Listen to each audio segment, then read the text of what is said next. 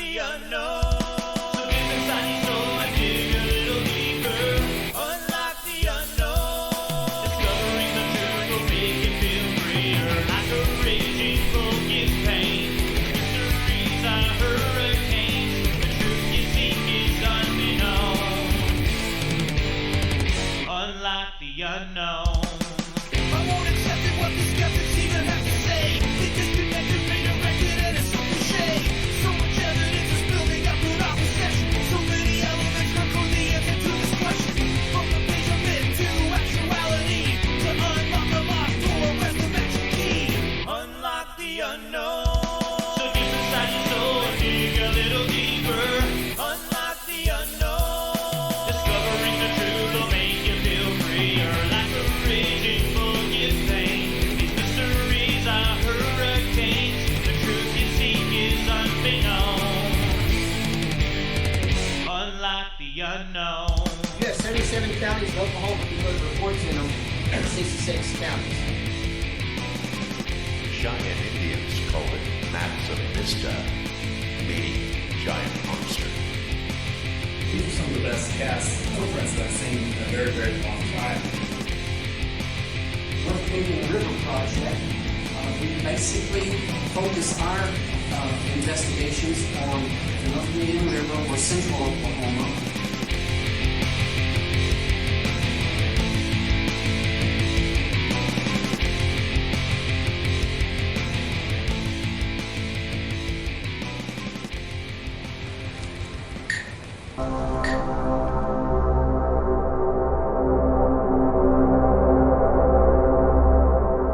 Welcome back to Squatch Ranger Files, episode 55.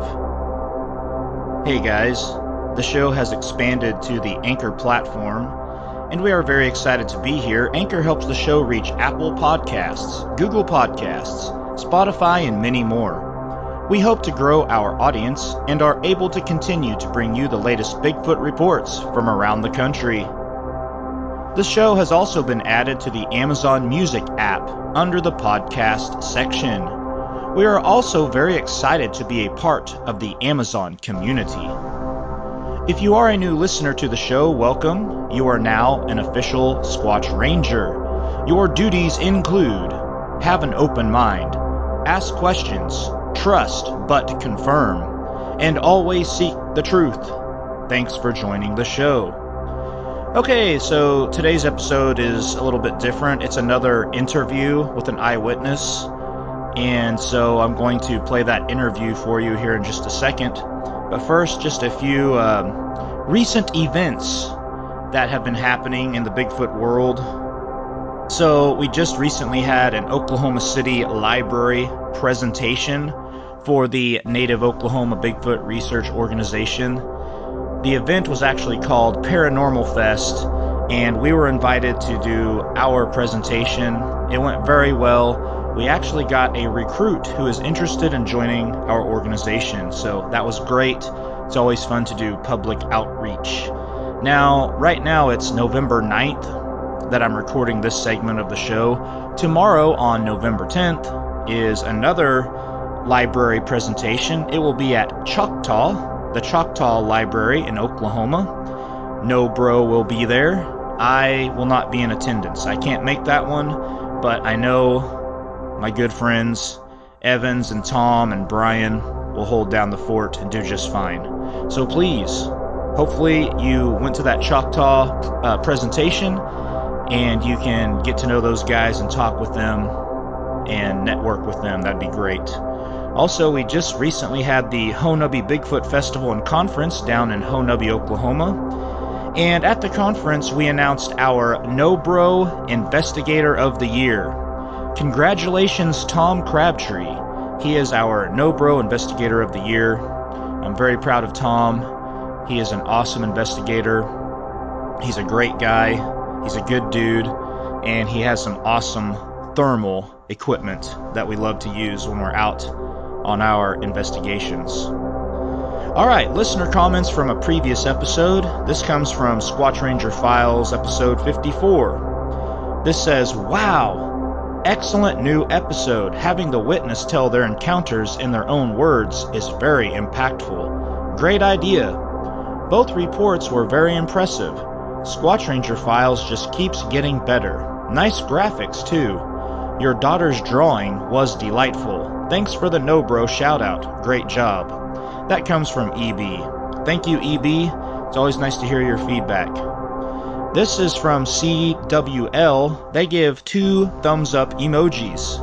So thank you, CWL. And then also from Livewire, there's 2 eyes emojis, 1 ear emoji, and 1 thumbs up emoji. Thank you, Livewire. You are one of the biggest supporters of Squatch Ranger, the YouTube channel. I really appreciate your support and always watching and staying up to date with what's going on with the channel. Okay, finally, please share your encounter story with us. All you have to do is email squatchranger@gmail.com. I would love to hear your encounter story with a Bigfoot. It can be in Oklahoma, that's great because that's where I'm at. It can be anywhere around the world. I've taken reports all over the United States and a few reports from across the seas. So anywhere in the world, if you have a Bigfoot story, I'd like to hear it. Alright, so now this interview is from our Boggy Depot campout that I just got back from last weekend. Our team went down to Boggy Depot and we did an awesome investigation. As a matter of fact, I'm going to have a video out about that very soon on the YouTube channel, so please be looking for that. This interview was when we were at Boggy Depot. It's an over-the-phone interview, and this eyewitness was amazing. His encounter story happened in Stinchcomb Wildlife Refuge. Here's the interview. Enjoy, guys. Okay, this is Ryan White, NOBRO. It's November 6th. We're at Boggy Depot, our fall campout. We're going to interview an eyewitness who's had an encounter at Stinchcomb. I'm going to call him Mr. H for the interview. If he wants to say his name, he can say his name. But we're going to give him a phone call. So here we go. Let's see how this works. Hello. Hello, sir. This is Ryan White with the Native Oklahoma Bigfoot Research Organization. How are you? Doing well. How are you? Doing really, really good. So yeah, you're on speakerphone, and I've got several other members of our team here, and we're just going to listen to your encounter story, and at the end I might open it up for questions to some of the other members, if that's okay with you. Yeah, that's fine. That's just to get it out of the way. The only reason I reached out is because I have questions. I don't really the encounter. I guess there's a lot of people interested. I don't care if it gets out. At the same time, I don't want my name with it because of work and certain politics. But I just had more questions, and I know I have to explain what's going on to even get close to them. So yeah, I'm good with them asking. Okay, perfect. And we'll try to answer questions to the best of our ability. And I don't know if you heard me say, I'm just going to refer to you as Mr. H for the interview. Is that okay? Yeah, that's fine. That's perfect. Okay, awesome. All right, so about what year was this? This was in Stinchcomb, correct? Yeah, it was at Stinchcomb. Man, I think it was, I don't know the exact year. It was either 2012 or 2013. There was a show. What actually got everything started was my daughter and I saw a commercial for one of the shows, Finding Bigfoot, whatever they were, and they were coming to Oklahoma City, and she wanted to watch it, and it's like, all right. So we watch it, and I told her, I was like, I know exactly where this is. So she does the kid thing, can we go? Sure, we'll go. So I think it was 2012, that the show, like December of 2012, when that happened. And that's what got us started. We went out there a couple days after the show, and it was kind of funny. We were out there for about 20 minutes, and there's this huge footprint, like right in the middle of the trail. And I kind of looked at it, and in my mind, I always thought, somebody's hoaxing because they saw the show too. But she found it. I had to tell her, good job, you found it. So we keep going, and just kind of, she loved being out there. So that kind of started us going out there a lot. Because it was like March or April that next year, we decided to go off trail, and we were looking for the I guess they built somebody had built the Bigfoot structure with the TP type thing. We were looking for that, doing all this. Well, we went out there and kind of not really lost. I thought where we were at, I could cut across and get back to the main trail because it was getting dark. And where we were was where the lake is. So we were on the wrong side of the lake to get to the trail. And to be honest, she was 7, and I didn't want to go bushwhacking all the way back through because we had like 20 or 30 minutes of sunlight left. So we went back out. I was trying to find a way around. And I always say this, I don't think this has anything to do with Bigfoot, but it has a lot to do with why I thought and felt the way I did. So where we were talking, I was telling her, hey, it's going to be dark. Just stay close, all the normal stuff. And we hear this like almost like a twig break. And she was the one that brought it up. She's like, it feels like somebody's watching. I was like, yeah, I don't know if you were familiar, but 10 years ago, there was a homeless encampment out there under the bridge at Overholser. So I just assumed they had moved north. I told her, don't worry about it. They're just people out here making sure we don't, run them out, stuff like that. But when we heard the noise, we turned and we saw a game trail, like right that direction. So I go over and look at it, and I'm like, it cuts across where we need to go. Let's try it. So we go through. We get about halfway around and run into just this. It was so like all the thorns and thick. You just couldn't get through this area. So I'm looking, thinking if we could go to the water edge, we could walk around, but that was no go. And again, we hear this something like a click or break behind us, and she turns and looks, and she notices another trail. So we go and take that, and it led us right up to I know you guys go out there. There's like a really steep, almost straight up embankment, but there's this. We were kind of stuck at that because she's 7, and it was too steep for me to get her up to. So we're kind of standing there talking, and she goes, "Can we hurry?" I go, "Well, yeah, what's up?" She goes, "There's somebody coming." So instantly I spin, I'm looking, I don't see anything. I go, "Where'd they go?" She said, "Behind that big tree right there," which was maybe 15, 20 feet. And I go, "Well, that's the way we're going to have to go," because there was like a water runoff that wasn't quite as steep. And so she just grabs my arm. We walk down there, and I'm looking. I don't see anybody the whole time, so we go up. I remember I just turned around and said, "Thank y'all for showing us our way out," and we left. So I automatically at that point thought, there's people out here. Not in a bad way, just because they helped us out. So as we started going, more and more strange things would happen. And I never thought Bigfoot. Never thought it. I always thought there's people out here. We heard, like you'd hear I guess they're called tree knocks or something. We'd hear that, and I'd always say, oh, somebody's out here hunting Bigfoot. Just disregard it. The main one that kind of made me question was about 2 years ago. About 2.5 years ago. My girlfriend and I were out there walking, and we hear, the only way I can describe it was somebody like a siren. It started real low, then went high, held for about 7 or 8 seconds, and then just dropped back down. And then a few seconds later, it did it again. And she turned and looked at me, and I kind of looked at her, and I said, "It's not a tornado siren. They sound different, but it could be somebody doing an alarm." There's houses. Y'all know where the area's at. I thought it could just be a house doing something. But it did it 4 or 5 times and then just stopped. And I honestly was just like, it's a siren. And so we had, where the encounter stuff should actually start is we were out there geocaching in June of last year, not the past June, but last year. And we're off deep looking for some, I don't know, strange stuff out there. But I just get this feeling like there's something out here. And for some reason, I thought more like it was predator. So I start backing them away. And I'm sitting there just scanning, looking.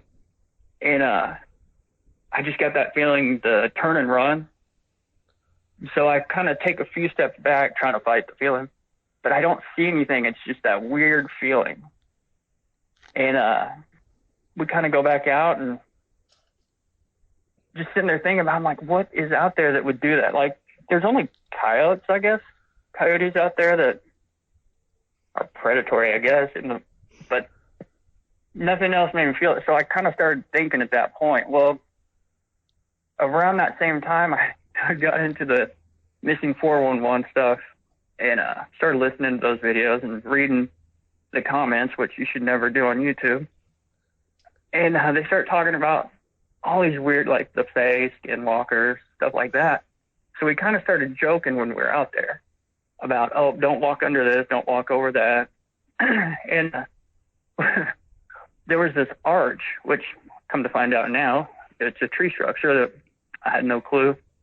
And I walked right under it. My daughter's like, you're not supposed to walk under them. I was like, oh, sorry, yeah.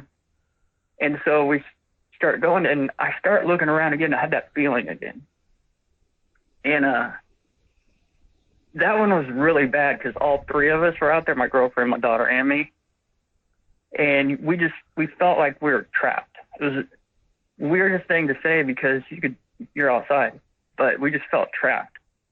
And I kind of started thinking, like, Bigfoot, I hear stories every now. I wasn't into it. I never looked it up. But you hear stories, and I'm like, man, maybe there's something to it. But still, again, I just kind of dismissed it. We left. Well, I think it was July, like a month later, this is the weirdest part. This is the part that gets me more than the actual sighting. We walked all the way in to look at the river where the power lines are. We walked there, came back out. And when we're walking back out, we're three across the walkway. And I just kind of glance back and I see my girlfriend turn and go to the edge, and she's kind of looking around. And at that point, I hear, the only way I could describe it was I thought something was falling. Because I just hear thud, thud, thud, but it was going from right to left. I'm looking up, looking down. I was like, is it an earthquake? And I asked everybody, did you all hear that?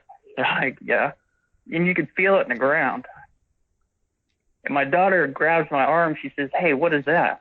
We kind of look over. I don't see anything. I was like, it's a tree. She goes, no, listen, that tree is breathing. And I just turned to my girlfriend. I was like, come on, we gotta go. I didn't see, there was a tree there, physical tree, but you could hear this, I saw almost like asthmatic person who ran, just this weird, hard breathing. And that's when I was like, okay, I actually have to start looking into this.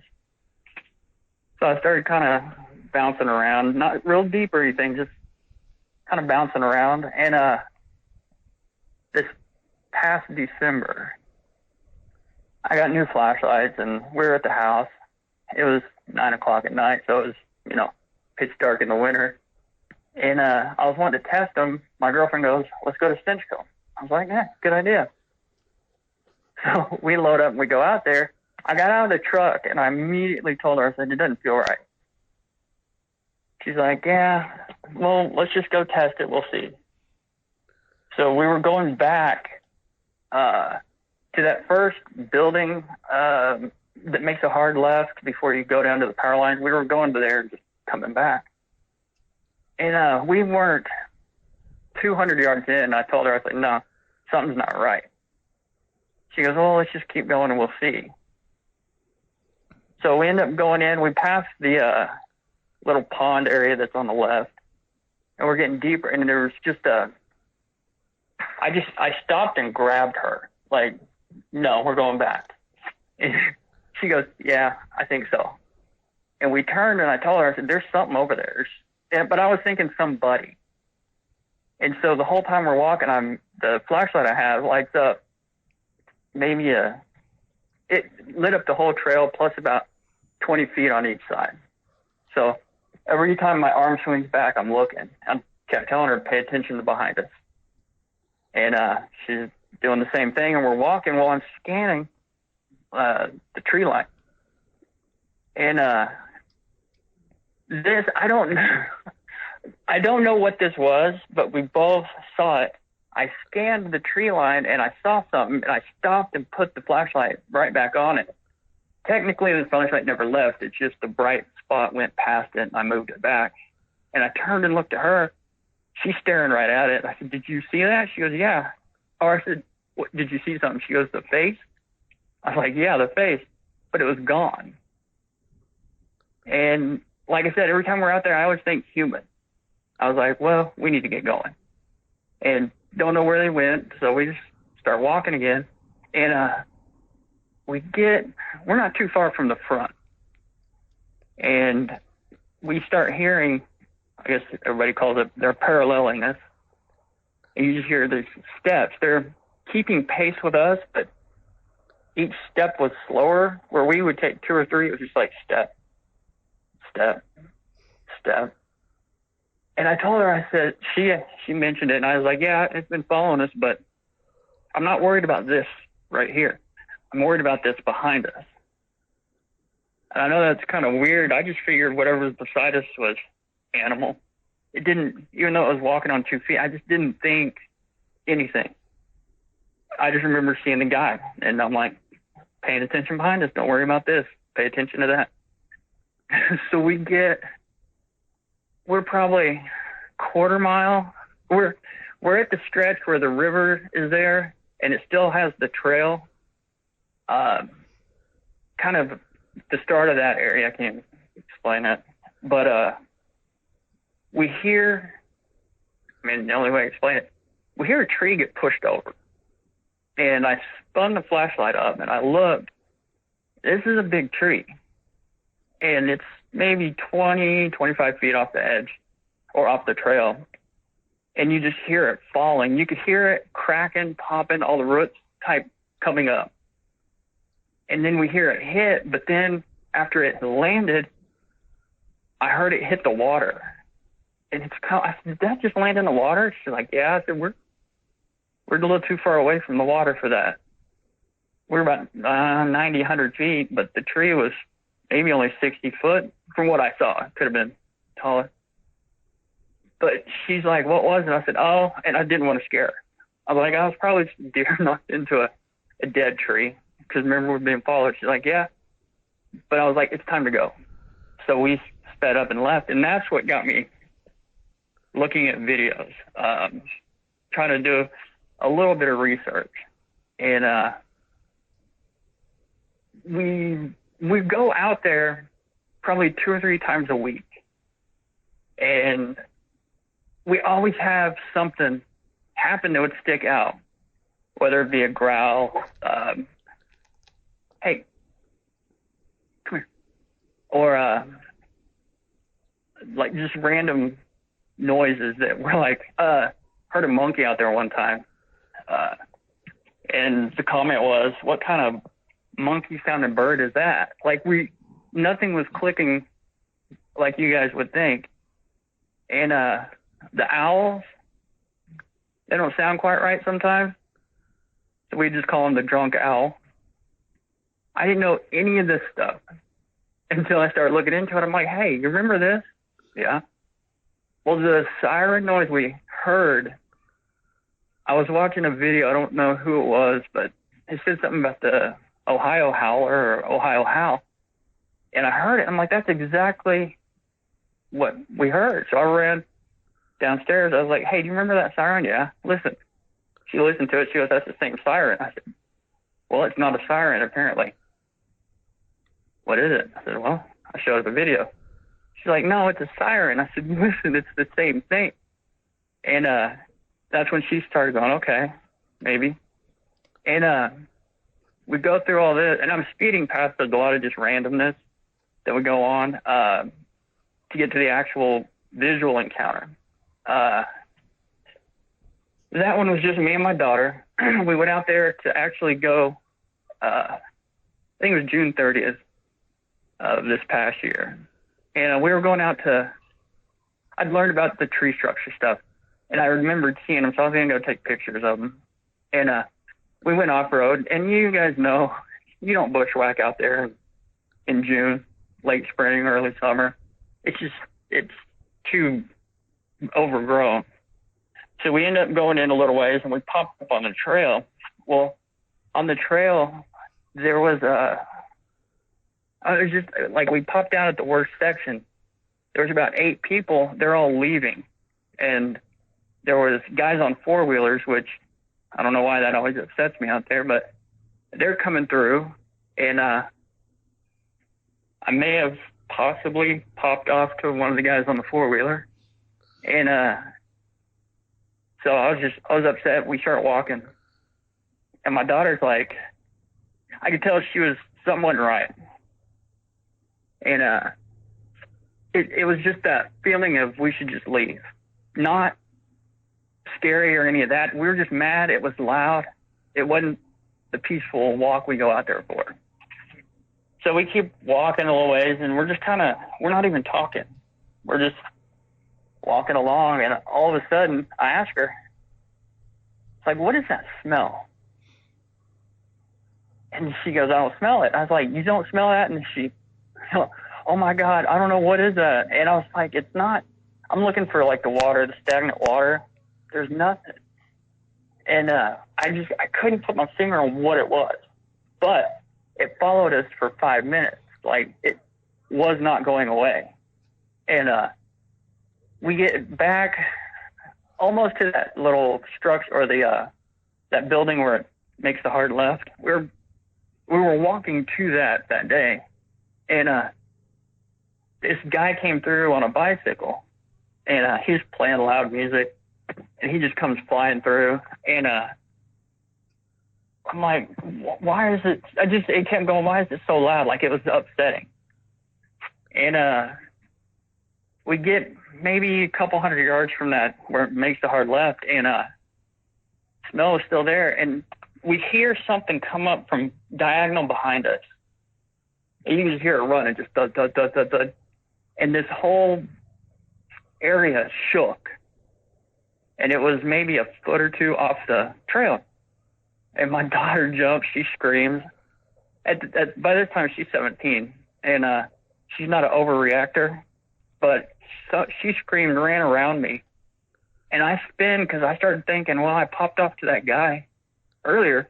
Maybe they're coming back. So I'm looking. You can't see through this area. I actually ended up taking a picture of it later, but you cannot see through it, and it's right off the edge. And then I hear the footsteps go away. I'm like, that's weird. If it was somebody, they'd pop out. We get maybe another 10 feet, and we hear it running up again. And I spin, and this time it wasn't just like a section. It was about an 8-foot wide area. Just start shaking back and forth. And that one got me. I'm like, okay, these aren't people. And I started thinking, group of coyotes, maybe deer trying to come through, because it was such a wide, violent shake. And so we get up to the area, and my daughter, by this time, she's like, I don't want to go back. She was scared to walk back through. And I said, look, we'll walk down this way. When the guy comes through with the bike, maybe whatever it is will follow him. And we get, it's not even 30 steps down that back trail. The guy comes flying through. And I was like, you want to turn and go? She's like, no. Let's just give it some time. Well, it wasn't 3 steps later. I look to my left. Something got my attention. And I just see this outline. And I stop. I look, and it's like, my daughter goes, what? I was like, I saw something. She goes, oh, no. And I started laughing. I was like, no, look at this. It's like a shadow.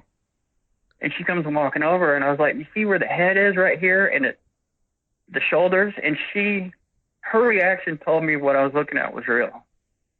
Because she starts going, oh, my God, no. She's gone. She's there to fight for Dad, but she's gone. She's halfway down the trail, and I'm sitting there still looking at it like, what is this? It was 25 feet away, so it's not like I couldn't see it. And so I start trying to examine. I'm like, okay, it's a little taller than me. I'm only 5'10". It's a little taller than me, so 6 foot 6'1". But the width was like, it was 4 foot wide.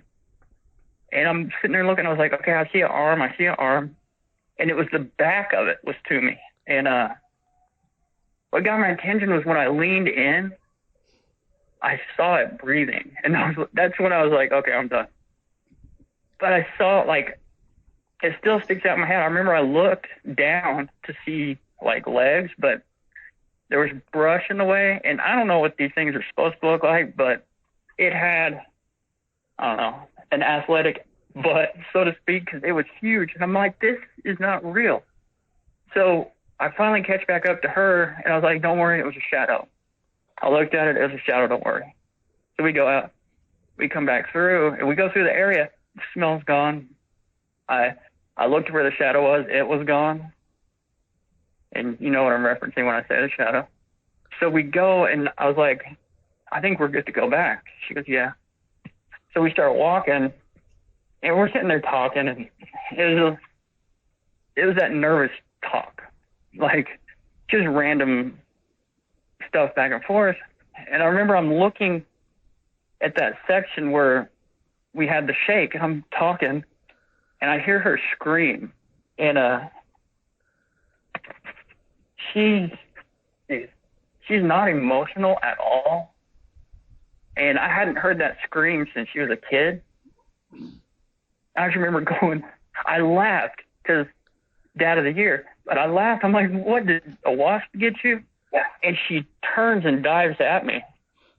And I'm like, what's going on? And I look back. She kind of leans back and looks. And she's bawling. And at 17 years old, she's cried maybe 4 times in her life. From the age of like 7 up. She's just not emotional, and she's bawling. She goes, I don't know what that was. Sadly, I'm still laughing because I'm like, what are you talking about? And she goes, you know that click you do with your tongue? I was like, yeah. She goes, something did that in my ear. And I was like, that's impossible. It couldn't. And she goes, no, you don't understand. I heard the saliva, I heard the tongue, and then I heard the pop. And I kind of look over there, and there's just this area where it's grown up on the side, but the trees overhang, and it's just this dark section. I couldn't see in, and I'll be honest, I didn't want to go see in. So we turned and left, and that was the day we saw it. There's so many random other times that we were going through, you'd think, like, oh, well, that's got to be this. But after that is when I started looking into it and kind of putting everything together over the years. But that was the main visual encounter. Very, very nice. I just want to say thank you for sharing all those encounters. Going through there, you have some incredible stories that you've told. I want to go back to like one of the very first ones you told. You said the people told you like how to get out of there, that area or something. Yeah. Have you, since you've been doing research and stuff, have you heard of like mind speak? Have you heard of that? Yeah, term? I have now. Okay. But when I mentioned that, and I probably should have explained it better. When I mentioned that, that's where my mind went. Was, oh, there's some homeless people out here helping us, because I wasn't thinking anything Bigfoot related. But now I'm sitting. That's why it stuck out in my head. It was weird. But yeah, I've heard about that. It's and to be honest, you just saying that made me think even more. But yeah, that makes a little sense too. Well, some people, yeah, they believe that they can mind speak and speak to you just, telepathically or through your mind. So, yeah, thinking back on it, you think maybe that's possible, what was going on there? Well, I'll have a question for you then. A lot of the research and encounters I've been doing, these things aren't exactly helpful. I know there's rare stories where something happened that it was helpful, but the mass majority of them I hear is like violent chase you out, not, hey, I'll help you and your kid. You know what I mean? Like, and that's why I never went that direction. Okay. But now if I'm wrong, that's why I'm reaching out, is like, I have those kind of questions. Like, is that even a possibility? Well, since you had your daughter with you, there's been a couple of cases where like a young child will be missing for a couple of days, and they'll get found days later and they'll say a bear helped me find the way back. There's been a couple of stories like that. So maybe because you had your child with you, maybe they were trying to help you because they saw you with your young child. I mean, I'm guessing here too. I don't have all the answers, but maybe that's a thought. Because you had your child with you, they were wanting to help you out. That actually makes sense. I hadn't heard the other stories about the other kids, but when she was 7, when she was 7, she could pass for a 3 or 4-year-old. She's real small, and I could kind of see that if that's the case. Like I said, that got my mind. There's things that I probably should have talked about that I really didn't, that would kind of explain why I kept thinking it was people. Just kind of an example is we're out there, and I'd started looking into it by this point, and I remember going, hey, why don't you knock a tree over, break a branch, shake something, all this. And I stood there for like 5 seconds. I was like, never mind, we're good. And we started leaving, and they started laughing. I was like, I'd probably piss myself if I saw that. Like, I don't think I want that. And we get a little further down the trail, and I'm scanning so hard. And my girlfriend walks up. She goes, you want to see one, don't you? I'm like, I don't know. And the reason I said it was like, if it jumps out on the trail, no, I don't want to see it. That's too one-on-one. I said, but if it was about 25, 30 feet off the trail and gave me a thumbs up, I can give it a thumbs up and be like, yep, they're real. And then she kind of laughed, and I said, no, as a matter of fact, I'd rather have its back turned. And that's just, I didn't want to talk about that with my visual encounter because it doesn't sound right. But that's what I was talking about out loud out there. Everything I've talked about out there has happened. And that's why I kept thinking, oh, it's a person. It's a person. One day we were walking, and I remember joking, again, talking out loud. I said, well, at least we've never been hit by a rock or a stick. I say it kind of loud, like I'm yelling it up. I go, but if you want to throw one, you can hit her. I pointed at my girlfriend. You can hit her with one. She doesn't care. She's like, yeah, I don't care. You can hit me. So we kind of laughed and left. The next day, the very next day, we're out there walking. Same stretch. Like, that was the part that got me, was it's the same stretch. She's a few steps behind me. My daughter's a few steps in front to the left. And I just happened to glance and turn behind me, not from the outside to the inside of the trail. And I see her kick a stick. And I started laughing because, I don't know, you guys walk around out there. Sometimes you'll step on one end of the stick and trip yourself at the other foot. I thought she did that. And I laughed. I was like, oh, you almost get yourself? She goes, no. That came flying at me. I kind of laughed. Like, what are you talking about? She goes, and she turned and pointed. It flew from that way and hit me in the leg. And I was like, no, whatever, come on.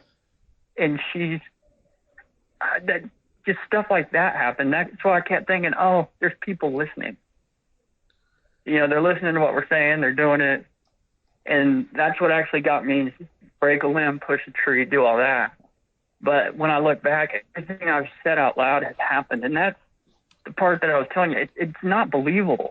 It's not even believable to me. And that's kind of that's the strangest part. Right. I understand. Yeah, going through something like that, then maybe not kind of doubting yourself. A lot of people doubt themselves when they experience these kind of things. So you said you might have some questions for us, so I'll go ahead and let you ask. Maybe go down your list of questions, and we'll go through and try to answer them to the best of our abilities. The main one that I've heard, and I've actually watched most of your videos now, is you were talking about like rest stops or rest areas, and you had mentioned that Stinchcomb was one. I see what you meant by that, but I have experiences that say I think they stay a little longer. And what I mean by that was about 3 years ago when we'd go walking, and I'm telling you, we walk 2 or 3 times a week. It's just, that's where we go. And we started seeing these, like, you'd look down the trail a couple hundred yards and you'd see something lean out and lean back. And I kept joking about it. Oh, it's the peekaboo people. And again, never thought Sasquatch or Bigfoot. But it did this to us for a year and a half. Each time we were out there, we'd see it. And then I heard you like talk about the rest of them. I'm like, well, that, unless it was multiple groups doing the exact same thing, it went on for a year and a half. But what's crazy was it stopped. And when that stopped, we started getting paralleled. That went on for a year and a half. And then that took me to my sighting. That was actually the last time anything happened for almost 2 months. But every time we were out there, it was the exact same stuff every time. So that's when I was like, well, would it be possible for these things to stay out there that long? I mean, I know there's a lot of food and stuff, but it just seemed odd to me. So, like, that's one question. Could they stay out there for a year and a half before they move on? Yeah, that's something that we've been trying to figure out, and we're trying to, formulate, like, what time of year, maybe there's a season when they come in and they're more active than others. So, like, let me ask you, like, have you noticed it being, like you're saying, it's like pretty much consistent almost every time you go out the 2 or 3 times a week to go walking, you're noticing activity. Is it, does it happen more in the fall? Does it happen the same in the spring? Does it slow down in the winter? Is it slow down in summer? Like, what do you think? The weird part is the winter is when stuff was closer. It got closer, which is weird because when I started thinking about it, I'm like, there's not as much cover.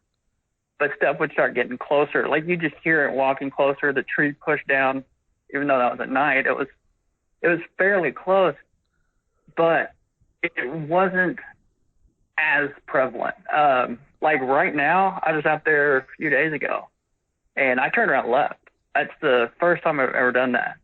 And it was just me and my dog walking, and I kept seeing, I don't even know, it was almost just like a shadow flying through these areas, but I could tell something was moving. I just never got a good look. But what I saw was the first one went up and was on the left side of the trail, which I saw the direction. I don't know where it went, but I saw the direction. I'm like, oh, that's going right there. And I kind of glanced back and I saw one going the opposite direction, like it's getting behind me. And at this point, my dog is she's not really scared of anything except for leaves. Don't know why. But she stops in her tracks and she starts looking back and forth. And I just got that feeling. I said, you need to go. And so I turned and left. And I will say this right now, for the past month, it's different out there. It's way different. And I thought maybe it's because I realized what it is, but the actions are different. So many tree breaks right now are happening when we're walking. One time my girlfriend, it was like a shuffle sound. I was like, did you hear that? She was like, yeah. And we keep walking, and we heard the shuffle and just the loudest crack. And she just kind of looked at me. She's like, we're about to die. And I started laughing. I'm like, that'll be all right. So we continued to walk. But it's like this time of year, I've noticed it's picked up, or it'll almost follow us all the way in and all the way out, if that makes sense. where before you'd kind of get it here and there throughout the trail, but it wasn't consistent all the way through. Okay. Yeah, see, and about me saying that it was that's a rest stop, that's just that's just a guess, like an educated guess, theory that I had, and maybe I'm wrong. Maybe they are there longer than just temporarily or whatever. Maybe they're sticking around more. I can admit that I'm wrong. I just had that idea that I think that it would be more of a temporary stop, and then they move on, and maybe they move on and they come back. Maybe it's not very long and they come back. We're trying to track their movements up and down the North Canadian River. So, and no, the rest stop thing is what got my attention, because I was like, that makes sense. It's a small area. It's 1,000 acres. mm-hmm. But we went for the consistent stuff happening, and I heard that. I was like, that makes more sense. I know there's a lot of deer and stuff out there, but if there's more than 2 or 3, then I don't see it sustaining. But all I know is from our experience, and like you said, maybe they do leave and then come back. But it's the activity is the same for about a year and a half, and then it changes, like a new group comes in type thing. Yeah, and then you start to learn theirs, and then like right now it's different than just a few months ago. Everything they're doing now is different. But that other group, well, I hate to say that, the other activity was the exact same for a year and a half again. So one of the other questions I was going to ask is, since I'm out there so much, is there anything that you guys would want me to try or to look for or do anything? Because I'm still trying to figure this thing out.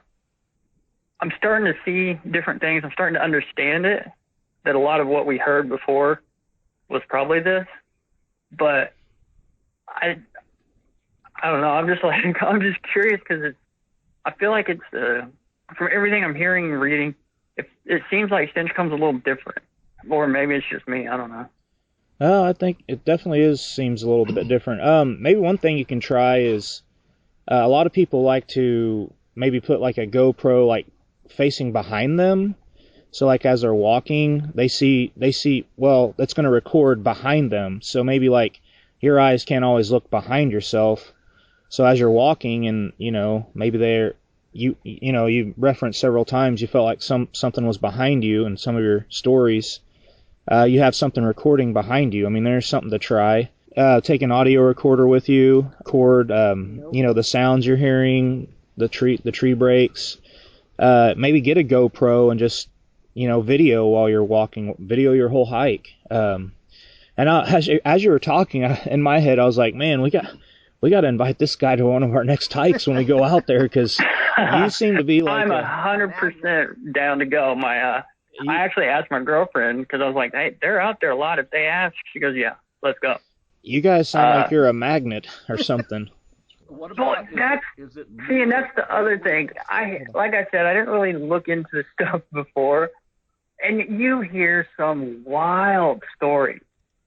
But some of them that kind of stuck was like, people would go, well, once you see one, they're going to continue around you type stories. I'm like, well, you get marked. Like, it didn't make sense. But as I keep going back, I don't know if I hear the truck pull up. I've had the truck for 8 years now. Mm-hmm. And it will start, when you first go in, it's got that long straightaway and goes right, and you go for a little ways and makes another turn. It right about that area, we'll start getting followed in. Yeah. And it'll go all the way back to the river where the power lines are, Mm-hmm. and follow us right back out. And so much so that's why I kept, man, it's got to be people. They're just, because you hear the steps, even though the steps are different. I don't even know how to explain it. It's like every 2 or 3 of my steps, you'd hear step, but it's keeping pace with it. Mm-hmm. And I don't know, everything was weird, and that's, until I had the visual and started looking into it, I just assumed there were people out there. Some people will say that they can see the kindness in your heart, and so if you must have like a good aura, I guess is the word I'll use.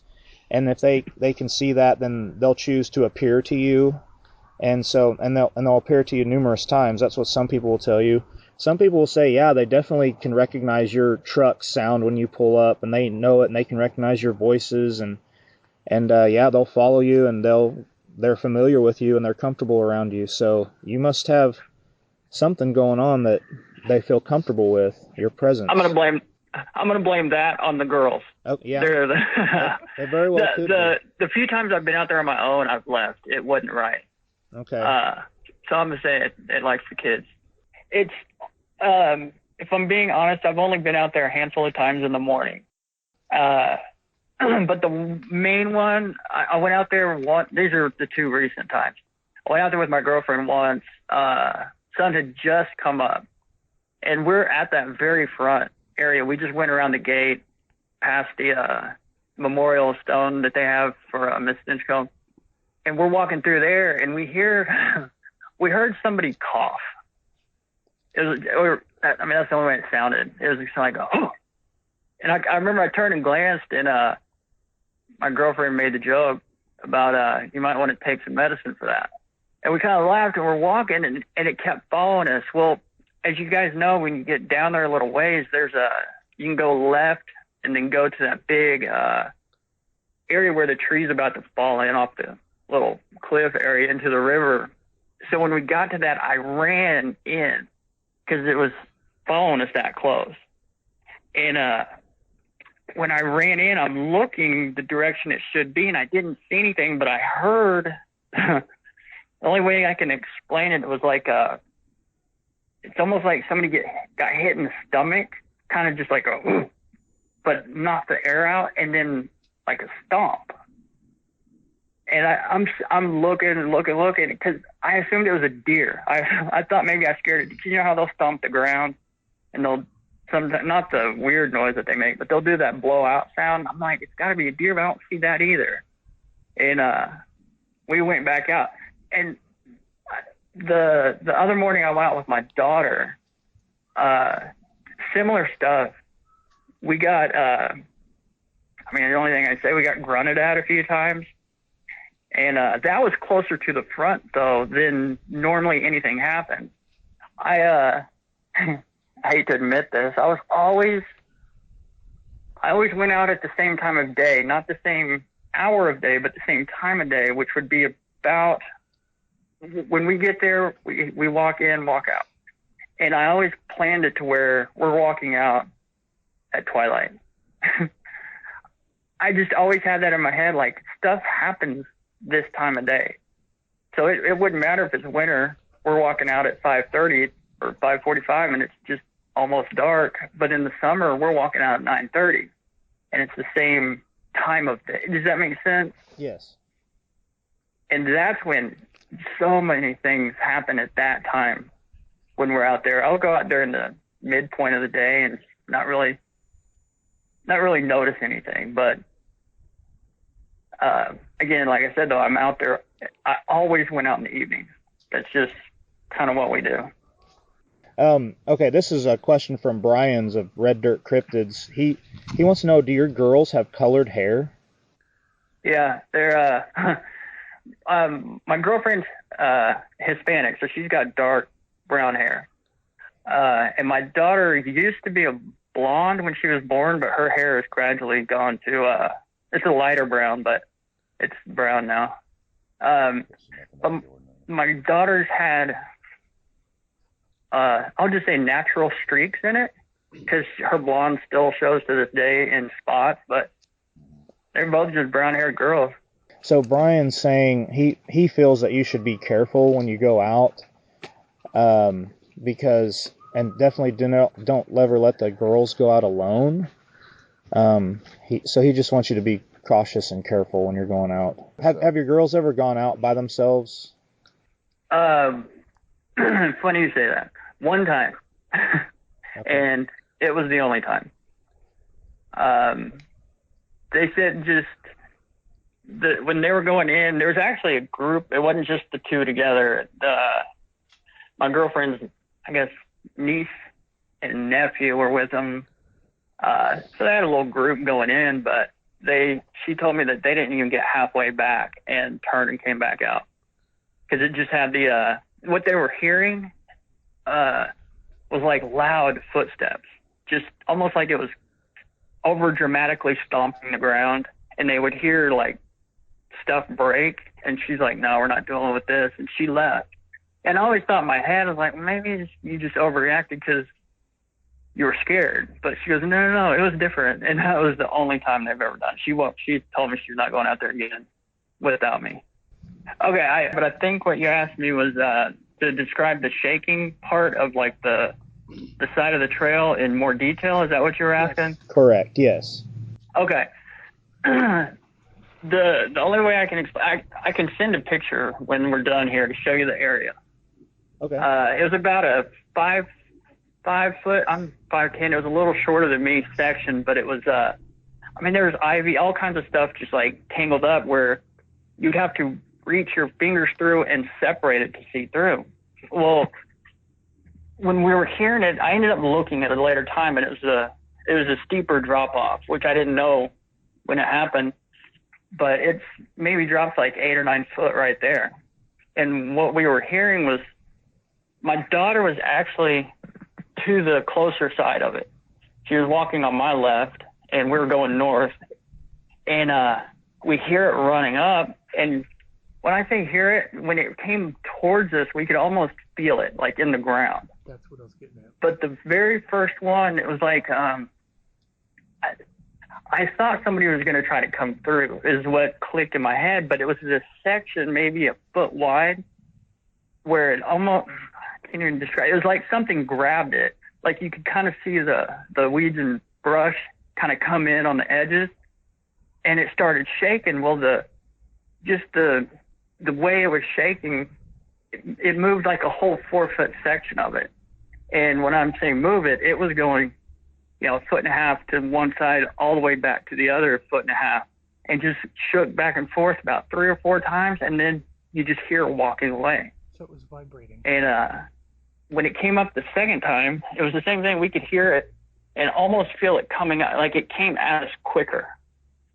But then that time you could see the same grip on one side, but then you see, the way I was looking at it was my left, so it would have been their right.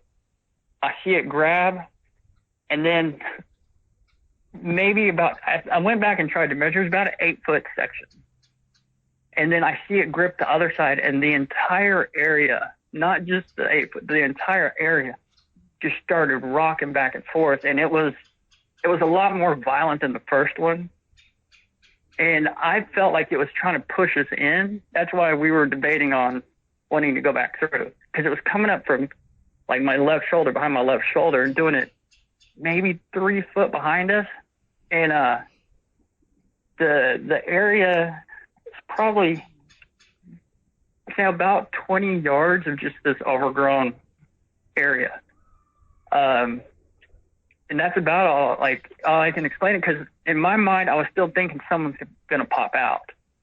I wasn't thinking at the time that it's just trying to scare us or trying to get us to leave or any of that. It was just like, when I say I popped off to the guys on the four-wheeler, I shouldn't have, but that's where my mind went, was, oh, they're coming back. But after that second one, I was like, there's not a man alive that could do that. And do you feel like they were trying to maybe herd you and manipulate you to go one direction or the other when you were going in? 100%. Like I said, it was coming from behind us. I felt like it was pushing us down.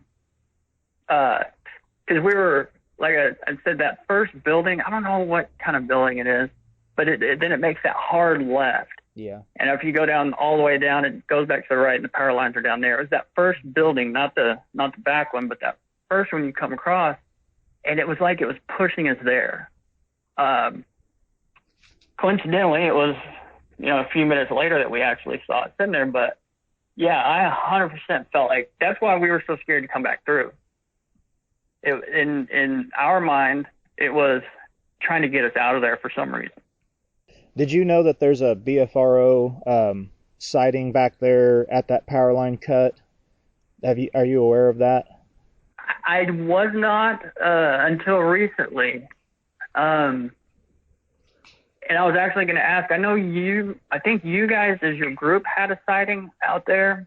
And then I heard that, are those the only two So that you guys know of? Or? So yeah, there's a BFRO sighting where a guy was walking his dog kind of at twilight, kind of like what you're describing. And he actually saw one in the power line cut across the river. He saw it right back in there. And then we also have one of our members, Jim McDonald is his name, and he's actually been featured on Finding Bigfoot. He's been kayaking at night, and he's seen one on the banks as he was kayaking through Stinchcomb. So yes, those two. And then we, as a group, have kind of a Class B, I guess, sighting. Actually, interestingly enough, we found tracks 2 days. It actually ended up being 2 days before that dog walker actually saw one in Stinchcomb. We were there 2 days before him and saw tracks, and we have all the video. We have all of that on video. So that's crazy. I was gonna say the person who saw the sighting in the kayak. Mm-hmm. How brave are they? Why are you kayaking out there next to it? No, you said it was at night? Yes, he's into it. That's what he does. He kayaks all the time, and his wife saw it first, and then he saw a glimpse of it. But yeah, he was he's kayaking he's a big kayaker, and yeah, for some reason he likes to do it at night. I don't know. I can't speak for him. The only thing after that happened to me at night in December, I have not gone out there since then when it was 100% nighttime. Yeah, okay. That got me just, I mean, what can push a tree over? Like, I don't understand it. Yeah, something with a lot of power. Yeah. Now, a few of the random questions I have is, like when we're walking out, you guys know, you're walking through the trail and you get to it's before you get to the inside trail. You guys know what I'm talking about? You can either take the road or you can take that little inside trail. Okay, yeah. Okay, when we're walking back, and this happens so many times, we'd hear it paralleling us, and we never paid attention to anything, by the way. We'd acknowledge that it's there. Like, hey, we're being followed again. Yep, I hear it. Okay. But we wouldn't do anything. We wouldn't even look over, really. They're just like, hey, our buddy's walking us. But I never knew what it was, just thought people. But what we started hearing was like almost talking, but it was like you could hear it, but you couldn't tell what it was saying. And I'd sit there and go, oh, there's people talking. Are these things known to do that? Or was I just hearing people talking? Because it wasn't where the trail was. It was before you get to it, but... Yeah, we kind of call that samurai chatter. Yeah, they talk gibberish and stuff like that. I'm not going to try to mimic it, but yeah. They definitely, yes, they're known to do that, yes. And they kind of have their own language. Oh. What about, I know this is going to be random, what about laughter? Yeah. Really? I think people have reported them laughing and doing all kinds of different sounds and mimicking children's laughter and all kinds of stuff. So yeah, I mean, it's not like out of the ordinary completely. Because it would always, when the talking and the laughing stuff would happen, it was always on our way out. Wow. Kind of in the same type section, but it was like if we were laughing and talking, it would laugh. Uh-huh. If we were just talking, it would talk. Mm-hmm. And I always thought people were, I'm not gonna lie, I thought people were just making fun of us for talking. Like, because we're not loud, but we're not quiet. Uh-huh. Yeah, so I always just assumed that, but... They definitely mimic people. They're known to mimic. Now, as far as the warning of being careful, that's kind of the other thing. The weird interactions that I've had, like, what I'm putting together, and you guys may confirm this, is I was asking these things to do what they normally do anyway. And so it probably just happened to be that it did the same thing at some point. But the whole saying stuff out loud and then it happening so quickly, they don't understand dust, do they? Like, I know that's a random question, but it happens so quickly after we'd say something. Yeah, I think they can understand us. We think that they're way more intelligent than a lot of people think, and they have to be to evade people for so long. So, yeah, I think they definitely can understand and have an understanding. The other reason I asked that is we've never had I'm going to use the term scary encounter. What you guys may say, no, you shouldn't have done that, was when we heard the thud, thud, thud in the breathing tree, I didn't even ask my girlfriend at the time why she stopped. And it was like a month later, I said, hey, why did you go over there anyway? She goes, oh, something was growling. I wanted to see what it was. And so when she said that, I was like, oh, my God, that makes sense, because it ran from the thud went from in front of her to about 8 foot where it was in front of me, and then about another 8 foot behind a tree. And so putting it all together, it was like, it never seemed scary, but it could be just that we were naive at the time, because the only scary part was that shaking of the shrub stuff. That one got me. And the breathing thing, I will admit, that one shook me up, because I'd never heard that kind of noise.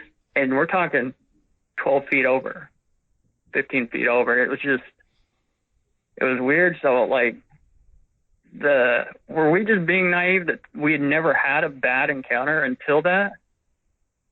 I don't know. I'm not sure. I would just say if they wanted you, they would have already had you. So I would just definitely when you're hiking, and like if it gets to that point again, maybe just immediately turn around and get out of there. They don't want you there. But I mean, continue doing what you're doing, hike. I mean, if they wanted you and wanted to hurt you, you would have already been hurt. So I think you're all right, but definitely just continue being cautious. And yeah, if it gets to that point again, you might want to just turn around immediately and just leave the area. They're probably telling you to, they're probably saying you need to turn around. I'm not gonna pretend. After seeing what I saw, I'm not afraid to turn and run now. Where before, if we'd hear stuff, we'd look, we'd go over and see if it didn't. I always thought it was a person. I was trying to catch a person. Because that was where my mind was. It was just like, oh, there's some guy down here. Let's go get him. And so we'd kind of go try to find some guy. But after seeing that, I could hear a squirrel in the top of a tree, and I'm paused, like, do we need to run? Kind of glancing around. But at the same time, like I said, we were never scared except for that, really just that one time. Okay. Well, I have like 2 final questions. Anybody else have okay, we got another question over here. Okay. Have you ever seen transient people in the morning time or nighttime? Transient people? Okay, no, I haven't. And to be honest, for a long time, that's what I was thinking was out there. I don't know how familiar you guys are with that area, but about 8 to 10 years ago, I don't remember exactly, when they were redoing the Route 66 bridge, they found a bunch of families living under it.